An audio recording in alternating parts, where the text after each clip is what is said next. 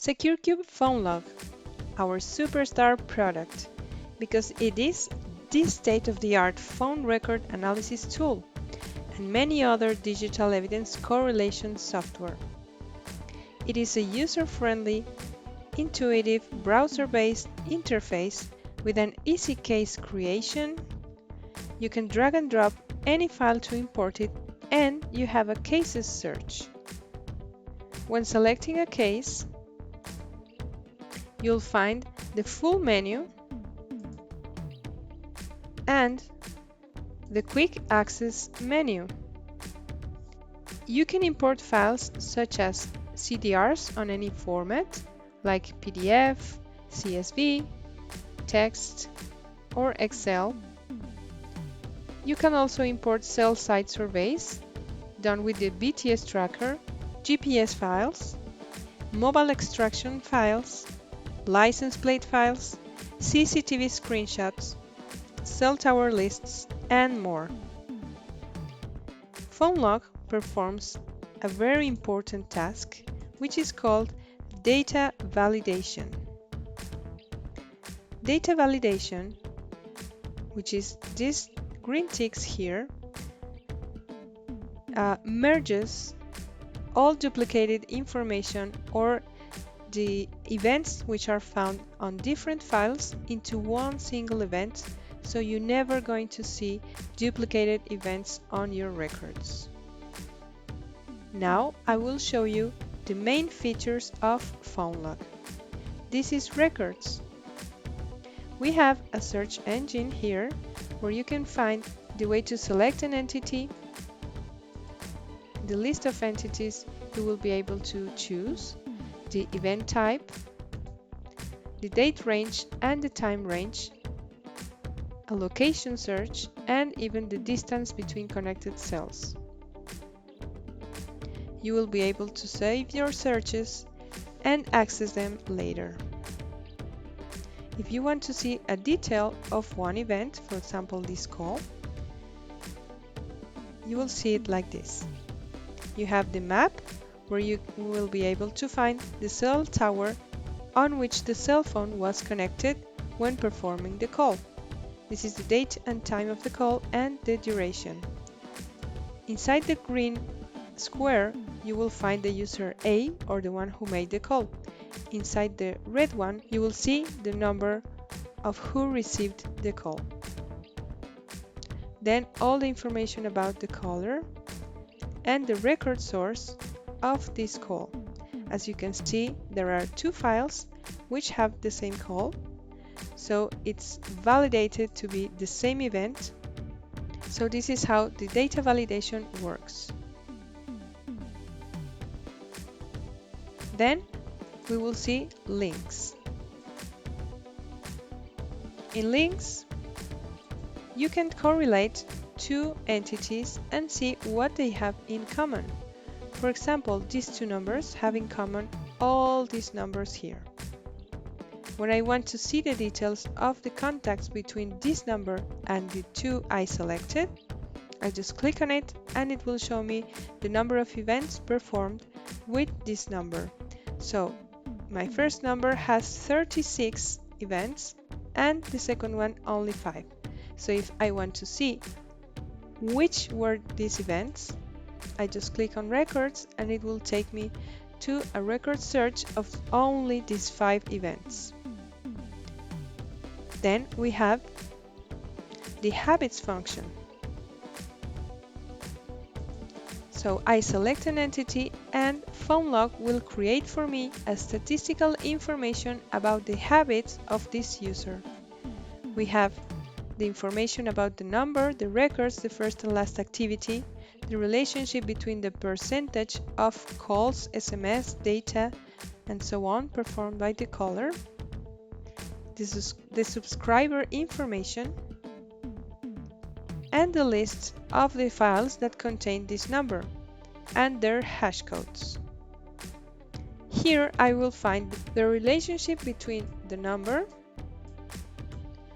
the IMSI, the IMEI, and another IMSI for this case at a glance. So I will be able to know where in the time this person or this user changed for another SIM card in their phone.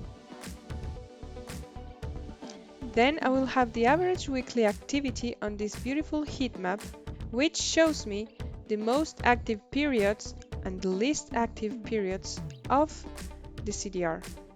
So for example, I will be able to see that this user is very active from Monday to Friday from 7 a.m. to 9 a.m. every day, except the weekends. So if I click on this little case here, it will show me the zones where these active periods are performed. So these areas are the ones that I will pay attention to when I want to know where this activity was performed. Every map in Phonelog is a 3D map, as you can see, and you can move on the map as you like. Then we have this beautiful graph where you can see when the user stops generating events at night and when they start generating events in the morning. So if I click on the cases, it will show me where is this activity happening, so I can get a glance of where this person is sleeping or maybe living.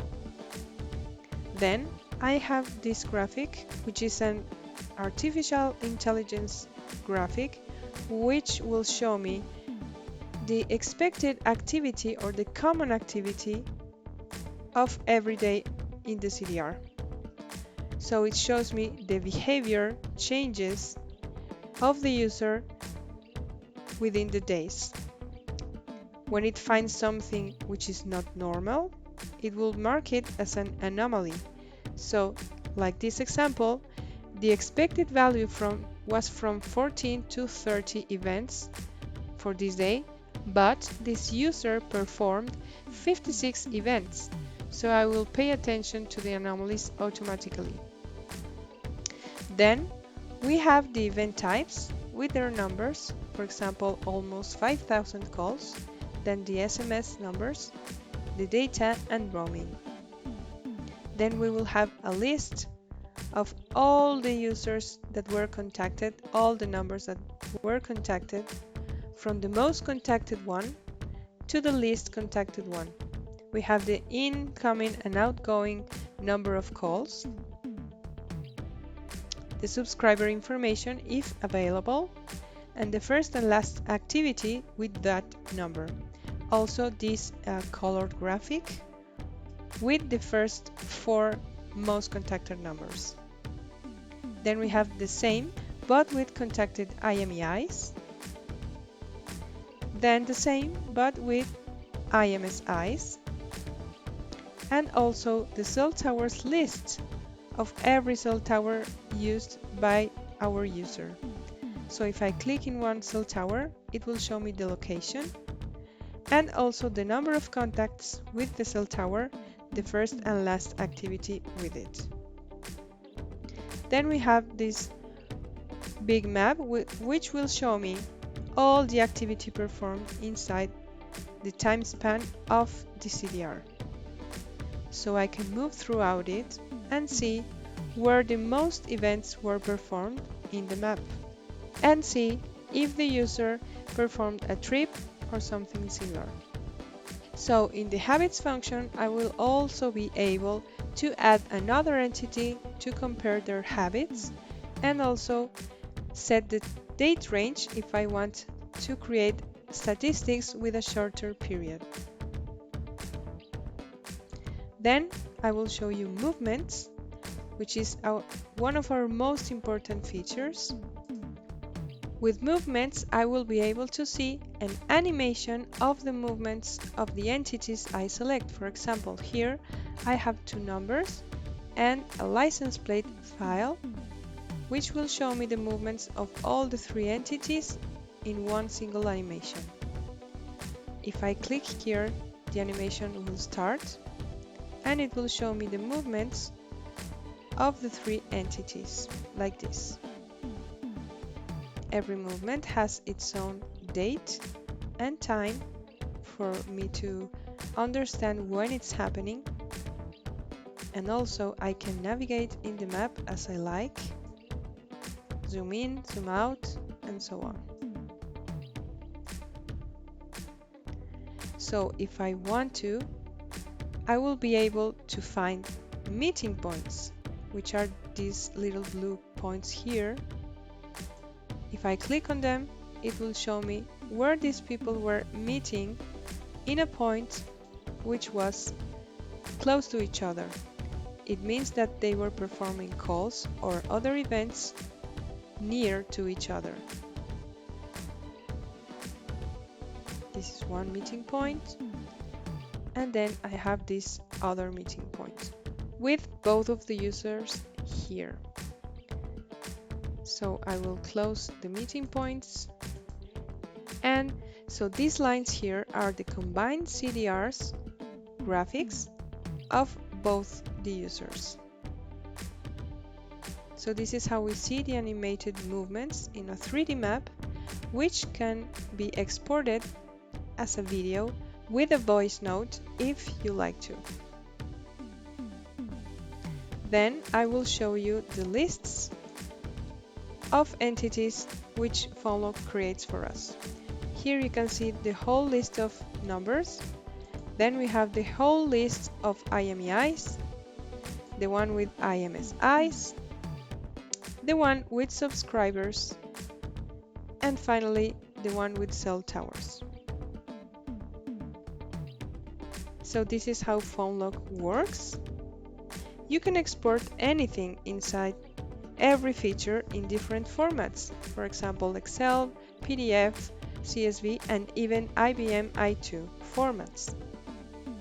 You also have an administration profile to take full control of the software, where you can create or eliminate users, groups of users, assign roles to the users, assign cases to the users or the groups, and monitor logged in users, along with many other settings. The software is installed on the user's server or workstation, so it will require no further installation on any other device. It will be browser-based access with a username and password which can be created by the administration. The information stored in the user's storage media is always remaining their property.